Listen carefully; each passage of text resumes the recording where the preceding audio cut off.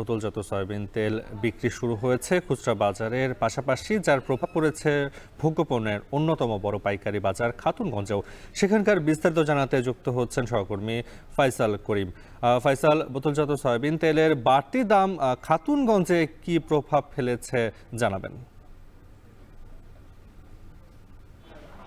নাফি চট্টগ্রামের বৃহৎ পাইকারি বাজার বা দেশের বৃহৎ পাইকারি বাজার খাতুনগঞ্জে আমরা যেটি দেখেছি যে মূলত ৩১ তারিখের পর যে কর অব্যাহতি সুবিধা উঠে যায়, সেই অব্যাহতির পরপরই চট্টগ্রামের খাতুনগঞ্জে কিন্তু তেলের দাম বাড়তে থাকে। এখানে মূলত যে তেলগুলো বিক্রি হয় সেগুলো খোলা তেল, সয়াবিন, পাম এবং সুপার, তিন ধরনের তেল বিক্রি হয়।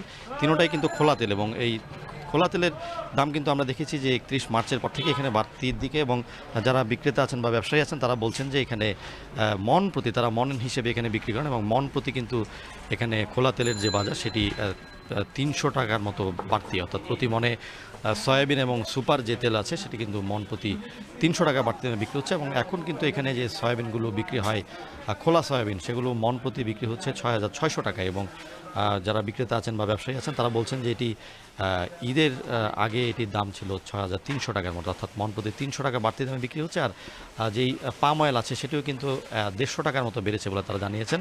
এবং এখানে যেই অন্যান্য যে তেলগুলো আছে সেগুলো কিন্তু বলছেন যে এখানে এক ধরনের সংকট এখনও রয়ে গেছে, যেগুলো অর্থাৎ বোতলজাত যে তেল সেগুলোর এক ধরনের সংকট রয়েছে। তারা চাইলে তেল পাচ্ছেন না, এবং এক্ষেত্রে তাদেরকে শর্ত দেওয়া হচ্ছে যে অন্যান্য যে পণ্য আছে সেই কোম্পানি সেই অন্যান্য পণ্য কেনার জন্য এক ধরনের শর্ত দিচ্ছে যারা মিল মালিক আছেন। তো সেক্ষেত্রে ব্যবসায়ীরা বলছেন যে আসলে এটির সংকটটা হয়তো এখন কাটবার একটি সম্ভাবনা আছে, যেহেতু তেলের দামের যে বিষয়টি নিয়ে সরকারের সাথে সংকট ছিল সেই সংকটটি দূরীভূত হয়েছে, এবং তারা আশা করছেন যে যেহেতু তেলের দাম লিটার প্রতি বাড়তি করা হয়েছে ১৪ টাকা, সেই দাম বাড়ানোর কারণে এখন থেকে বোতলজাত তেলের যে সংকট সেটি কিছুটা দূরীভূত হবে বলে তারা আশা করছেন।